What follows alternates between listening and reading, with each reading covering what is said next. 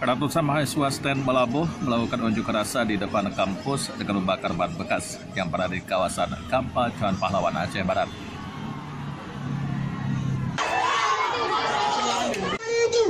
Kami mahasiswa menyuruh kepada Ketua STEN untuk menjumpai kami di sini.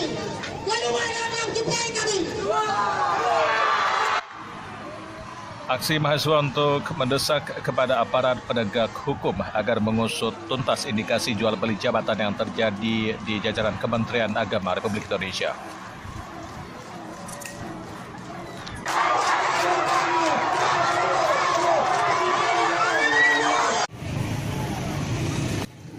Aksi unjuk rasa yang dilakukan oleh mahasiswa pasca KPK melakukan OTT terhadap Roma Hurmuzi di Surabaya, Jawa Timur. Mahasiswa juga membentangkan spanduk yang bertuliskan usut tuntas kasus jual beli jabatan.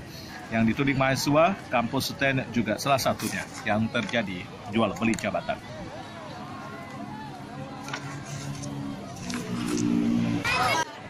Selain itu juga mahasiswa melakukan penyegelan terhadap aktivitas kampus untuk di hari ini, mengakibatkan perkuliahan terganggu untuk pelaksanaan di hari ini. Dari Melabuh, Aceh, Dimas Wadi melaporkan.